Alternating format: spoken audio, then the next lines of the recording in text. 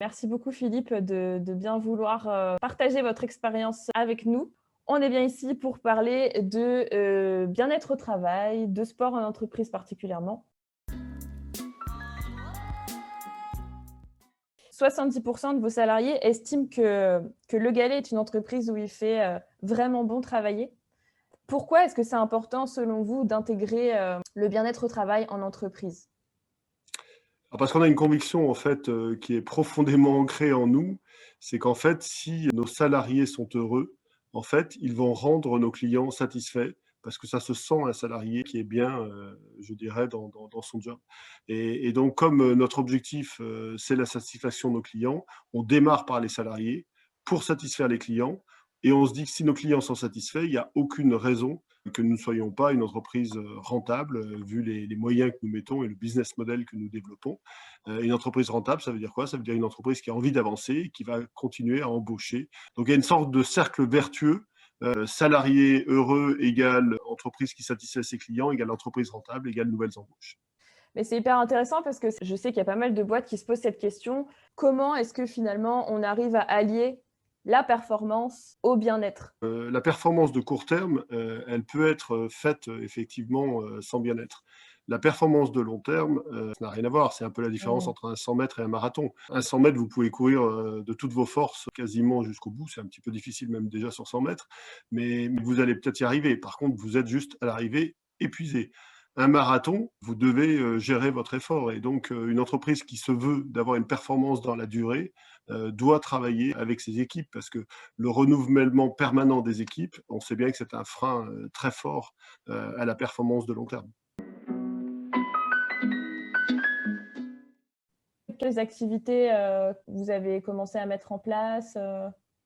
Alors donc en fait, on a commencé par, mettre en place une première activité, tout bêtement, c'était du running, avec, des coachs professionnels et donc on Mmh. a proposé une deuxième activité qui était plutôt du stretching, du body fit, Le du fitness? circuit training, du Mmh. fitness, du yoga. Enfin, il y avait plein avec différentes activités et donc, aujourd'hui, on est sur un format de le mardi soir, en fait, orienté plutôt fitness et le jeudi soir orienté plutôt, marche-course. Combien il y a de participants à peu près à ce genre de... Alors sur les 1200 salariés, vous en avez un peu plus de 500 qui sont sur l'agglomération caennaise, entre 20 et 30 réguliers avec une centaine de personnes au total qui participent, de temps en temps.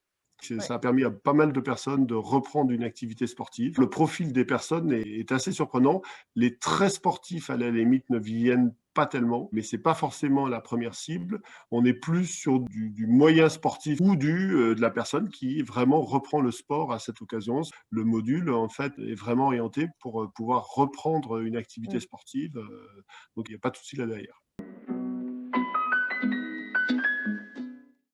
Vous, du coup, pour toutes ces activités-là, pour tous les cours qui sont côté bureau, est-ce qu'il y a, en termes d'équipement, des salles spécifiques? Est-ce que vous prenez des salles de réunion? Alors en fait non, nous on a une salle multi-activités qui est une salle qui sert à la base, plutôt pour des réunions, qui nous permet de réunir jusqu'à 200 personnes et donc il y a un petit peu de matériel, évidemment des tapis, des ballons, après on peut aussi parfaitement demander aux salariés, d'amener, leurs serviettes, leurs tapis, hein. Faut pas se bloquer Mmh. pour des raisons de locaux, ça peut être fait dans un hall de l'entreprise et Mmh. donc faut pas trop se bloquer sur des problèmes de moyens. Surtout l'objectif, c'est de démarrer. Et puis après, on trouve des solutions. Je peux aussi dire que c'est important de réfléchir parfois à plusieurs entreprises. Parce que peut-être que votre voisin, lui, a une grande salle de réunion que vous n'avez pas, et que par contre, Tout à fait. il n'a pas l'envie de mettre en place le coaching, mais que si vous lui proposez d'inviter ses salariés, eh ben, vous allez, vous mettre en place le coach et lui va vous prêter la salle de réunion. Et puis, vous allez créer une coopération entre salariés qui sont très contents de discuter entre eux. L'important, je crois que c'est de recenser un petit peu les besoins, les envies des salariés. Il y a des gens qui sont tellement motivés pour faire ça que c'est extraordinaire. On peut très bien imaginer que ça se passe dans le cadre d'une association, que les salariés créent une association et puis que l'employeur mette à disposition les locaux. Et, enfin, il y a toujours des solutions. C'est vraiment pas ça le souci. Ce qu'il faut regarder, c'est les bénéfices et eux, ils sont très nombreux.